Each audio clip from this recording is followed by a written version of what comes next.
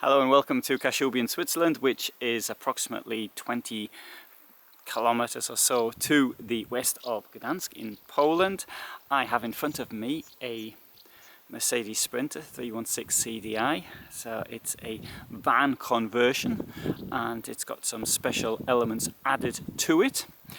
This van is 696 centimeters long and 199 centimeters wide. Now, having said that, it's not a standard van, as you can see, as comes from the factory, because it's got on this bit on the roof which has been added on to give it extra height. And the reason for that we shall see as we go in, because often vans of this shape have a bed put into the roof. So let's have a walk around to start off with.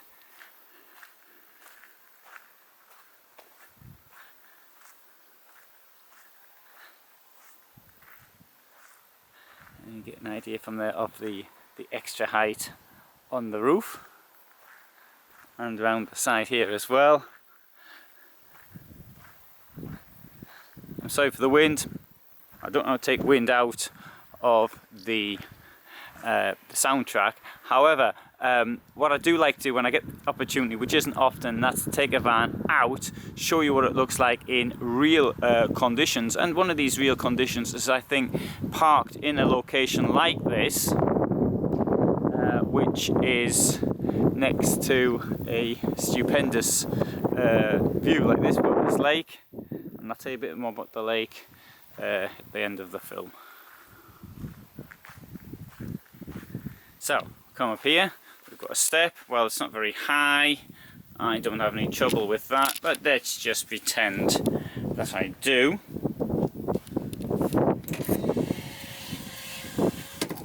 So that comes out like that.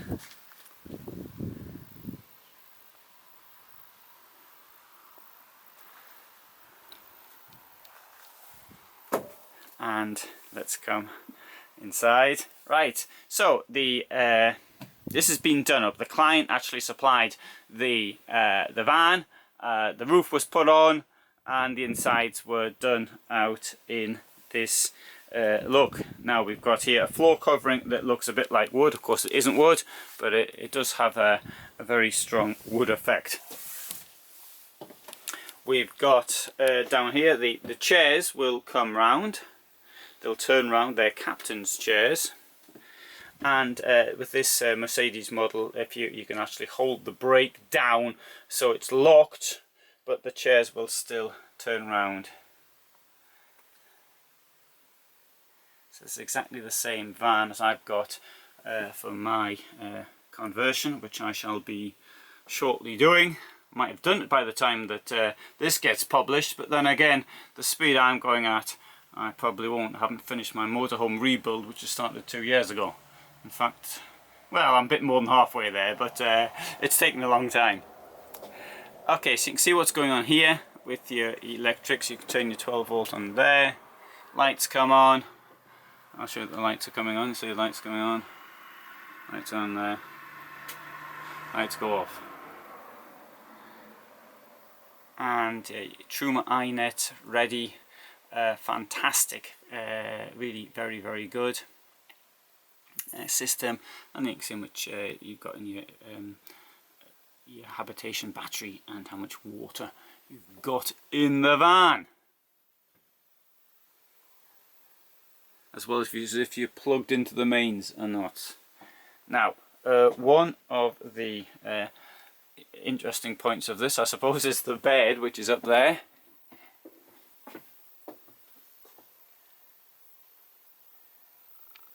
So you've got plenty of room up there, and incidentally, when the bed is actually down, you can still sit down here.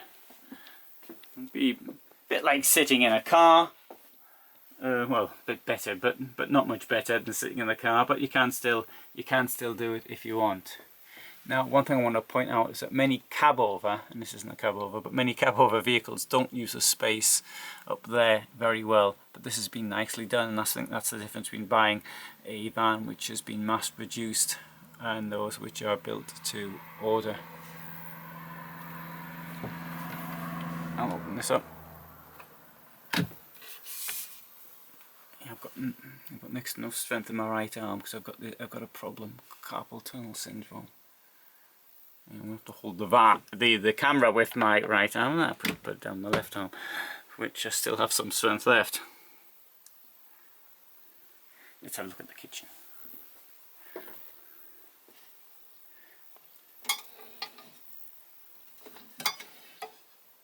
So that's quite straightforward. Now somebody, or not somebody, we quite often get complaints saying, "Yeah, there's only 2 gas rings."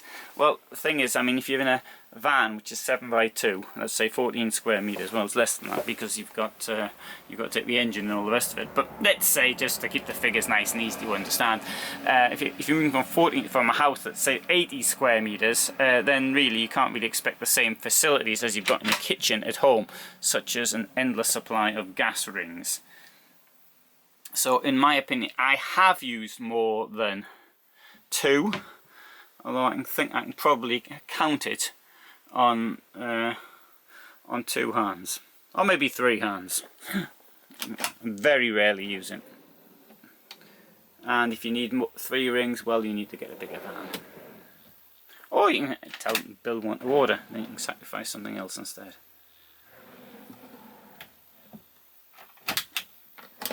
I think having just 1 ring is a bit of a problem, in my opinion.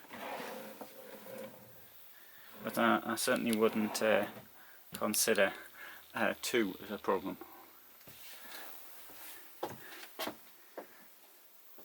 What do you think of the upholstery? Do you like the colour scheme? They've used this colour scheme in other vans of theirs as well. Okay, here we've got the blinds, but we're using a system which has been on the go for years and years. There you go. Down. There's your mosquito net. Comes down.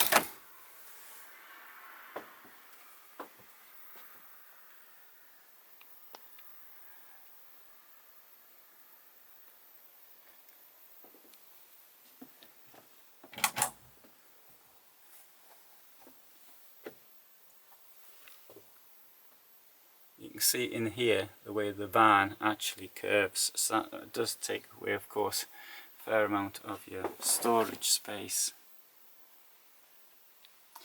This is the problem, of course, with the camper van as opposed to a motorhome. Motorhome has got straight walls, and a camper van, as you use it on a Boxer or something, has got sliding walls.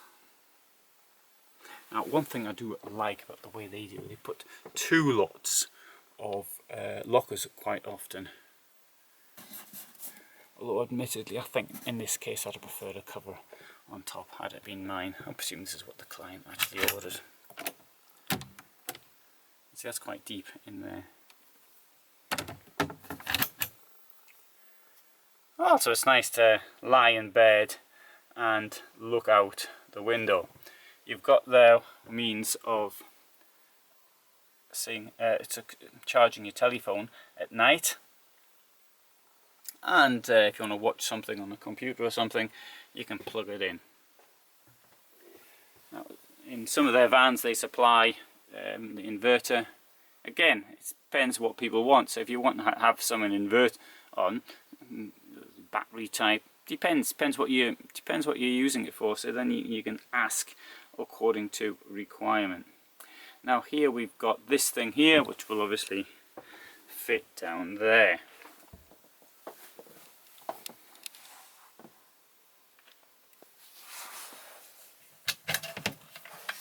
There's your boiler.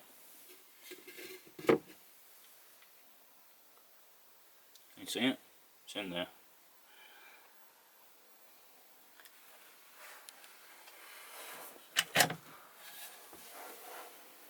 And there's your battery.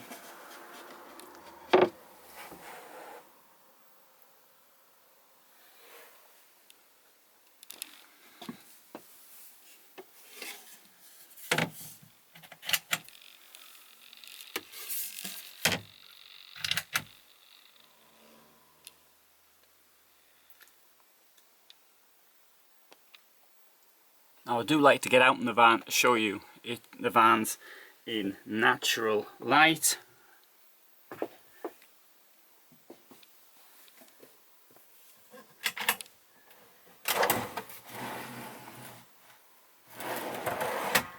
And you can see here what it's like in real conditions.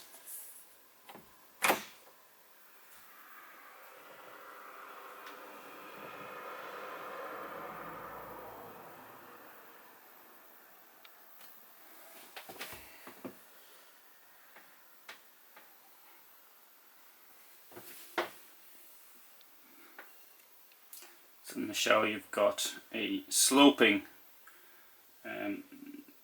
shower tray with a domestic plug hole down there, and a neat place for your shower head.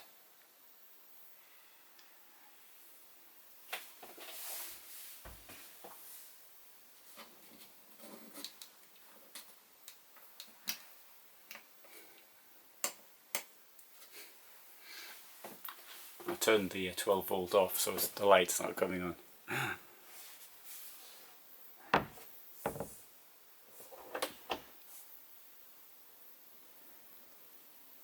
Right, so what do you think of this one here? Like it? Think there's lots of room? Now if you're sitting around the table down in here and you can find a place like this and you've got this fantastic view, I think it's great. Of course you need to get the mosquito net out, and that needs to be closed, I think, in conditions like this because of the closeness to the lake, but for the point of this film I shall leave it open. And to me this is what the van life's all about. You find a place like this, you park, you go out for a walk, you take the bikes out, the dog out. I think it's great. And so there we've got this hydroelectric plant, historic, it's almost 100 years old now. It was one of those hydroelectric plants which supplied the free city of Danzig in the interwar years, because they tried to make the free city as energy independent as possible, and that was one way of doing it. And today it's not a huge amount, it produces 5 kilowatts, which is what some people have got on their roof with solar panels.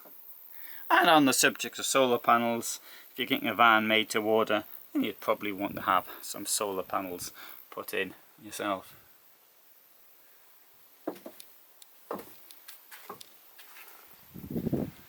Okay, right, so that's where the step goes in. Press that. I'll try and get them both in to make the point. So.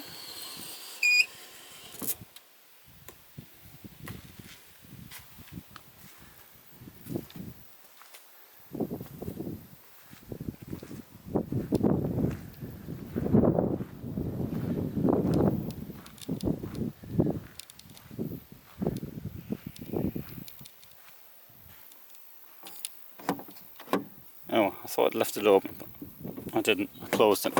Oh well, won't be seeing in the back, but there's only a small garage in there. It's not much space. You can get some things. You certainly can't get a bike or anything like that. After that, you possibly want to get a bike rack for the back if you're using a bike at all.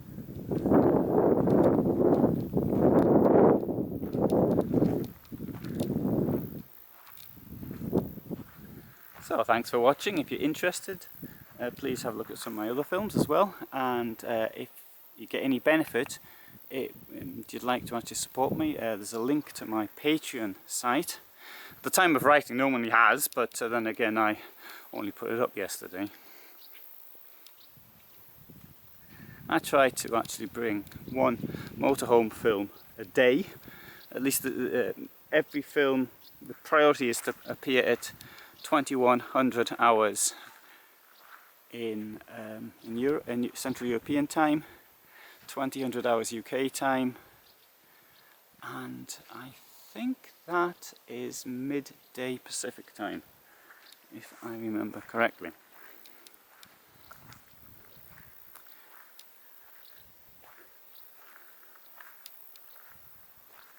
and some days I bring 2. So I usually motorhome film every day, something about motorhomes, where I've been, what I've been doing, my life in a van, some advice about various things related to motorhomes.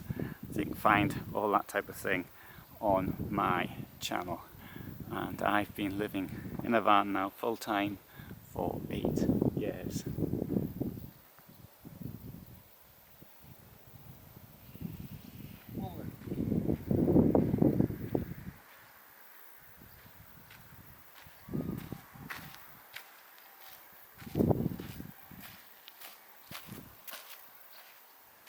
So I've got someone having a look at this here, one of the locals. He's going to start talking to me now.